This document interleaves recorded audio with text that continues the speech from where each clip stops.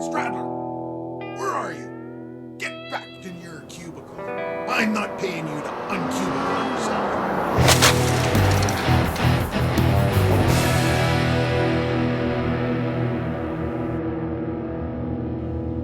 All right, today we have a little vintage trailer happiness.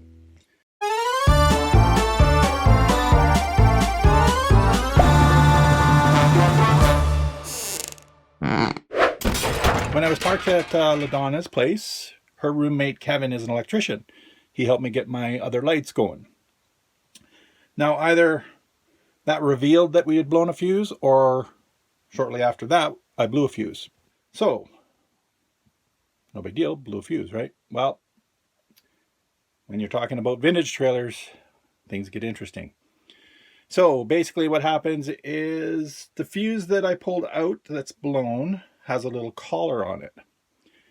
Because on this old converter, you push the fuse in, turn it, and the collar catches, and that's what completes the circuit. Nobody's seen those collared fuses in a long time. So I'll show you what's going on, and we'll go from there. Okay, so here's the whole converter. I pulled it out, unhitched it from the breaker box, and that's the cover. It goes over top, screws down, but then it's screwed into the wood in the trailer via these holes, so I had to take everything apart to get it out. Number 3 here was the one that was blown. I took number 2 out to show you the fuse. I don't know if you're going to be able to see this. So see the little collars on there? Yeah, apparently those fuses are rare as hell now. He'd never seen them at the RV shop that I went into in Edson. So he gave me, well, I bought one of these, so it's still in the bag, but essentially it's a newer version of this whole piece right here. The end sticks out, has a screw-on cap, you put the fuse in, screw it in, etc. There's what the back looks like. Now, I don't have a soldering gun, so I'm looking at these and I'm like, okay, you know what? I'm just going to take this whole box in. I'm going to buy 2 more of those. And then we're going to take all 3 of these out, put 3 new fuse holders in, get them to solder them in. I can put new fuses in. We're up to date as far as that goes. I'm sure that's really exciting, but we haven't had an episode of Vintage Trailer Happiness in a while, so I figured might as well document this little bit of updating that we're going to do. I took the electric converter into Edson today. Went to the RV shop there. They couldn't get to it today, but they're going to look at it, and hopefully by lunchtime tomorrow I'll have it back. That said, I was kind of, I don't know, apparently restless. I bit the bullet, bought a little can of paint, and yeah, I'll show you what I did.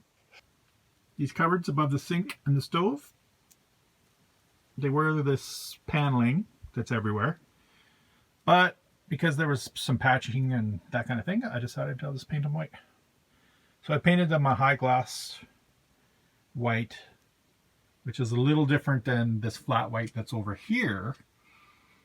But that said, I'm finding that the flat white is wearing pretty rough. So yeah, I guess I made a work project.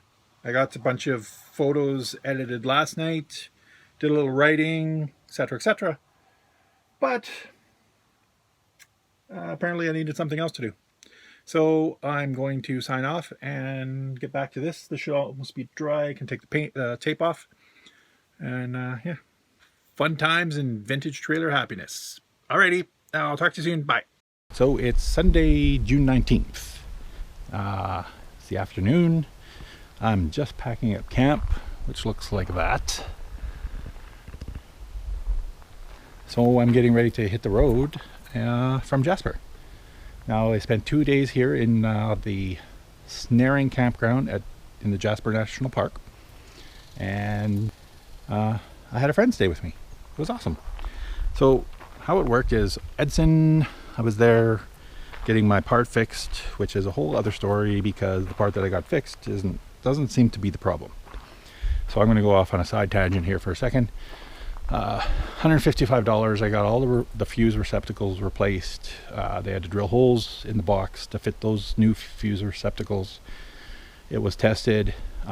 Power goes in, power goes out. So the fuses and the connections for the distribution panel were tested and all work, and the fuse receptacles replaced. And I still don't get power to the lights that I used to have power to. I'm not totally in the dark. I have the one big one over the dinette seems to be hardwired in somewhere.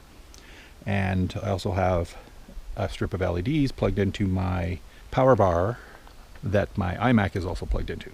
So when I run the inverter, I can have LED lights. So it's totally not, do or die. It's just annoying. So back onto the main subject. I had to wait Thursday for the repair shop to pick that up. I went in the morning and they weren't ready. And in the meantime, my friend LaDonna was coming in she drove all the way from Merritt. She got up really early just to come in and spend basically the afternoon with me so that on my birthday I wasn't totally alone. And I thought that was really, really cool. So she got there, we hung out, I picked up my part, paid my bill.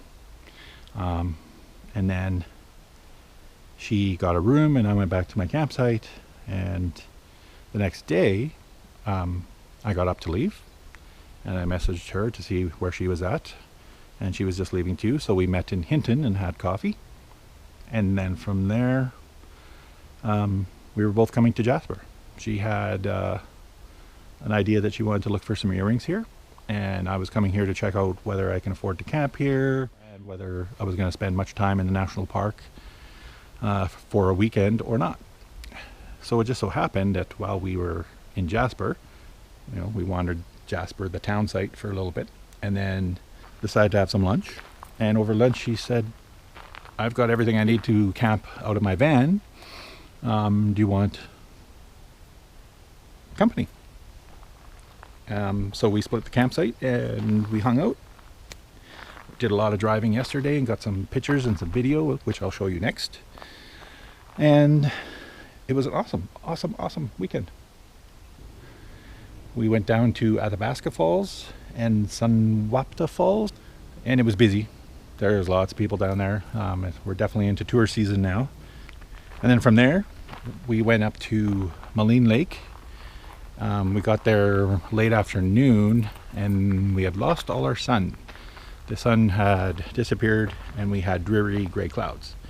So it wasn't as exciting as I was hoping because it's known for being very emerald green. But it wasn't popping green color when we were up there just because it was pretty dark and dreary. So also on the note of timing, like I said, we went down to the falls and then we drove up to Moline Lake and the weather had changed and it wasn't really what we were hoping. Not a big deal. We walked around for a bit, decided, okay, time to go. Coming back that road, there was